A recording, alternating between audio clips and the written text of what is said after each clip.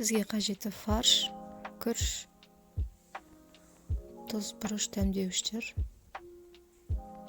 және болгарский бұрыш, картоп, жуа.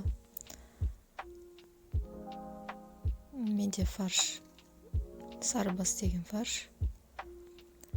Жуа картоптарымызды осылай тураймыз. Өздеріңіздің қалауыңызға байланысты турайсыздар. Помидор, егер бар болса, және қысқа деп сақтаған болгарский бұрыш. Қалай сақтаған туралы видео бар. Осы менің каналымда тіркеліп кетсеңіз болады.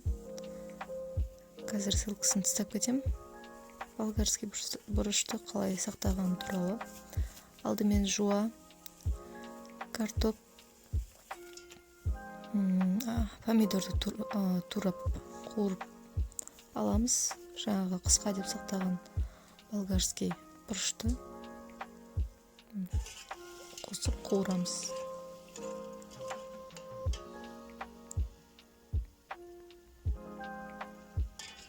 Сақтаған бұрышымыз әдемі сол күйінде болып піседі.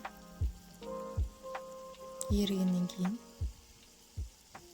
қалпын жоймайды, сондықтан қорықпай сақтап алсаңыз болады қысқа.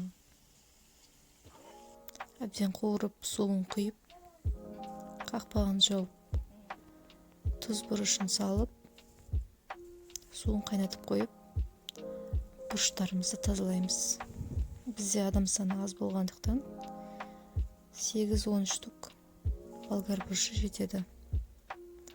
Болгар бұрышының ішін әбден тазалаймыз. Жуып тазалап, алдын ала дайындалған фаршымызды ішіне саламыз. Қатты нығыздап салмаймыз. Былайынша бостау етіп саламыз. Өйткені күріш піскен кезде, көтерілген кезде болгар бұрышын жыртып жіберуі мүмкін, сондықтан нығыздамай саламыз. Менде 11 штук шықты. Осыны қайнап тұрған судың қазанымызға саламыз. Су асып кетпеу керек. Орташа мөлшерде, суретте көрсетілгендей, видеода көрсетілгендей етіп салып, піскенше қайнатып аламыз.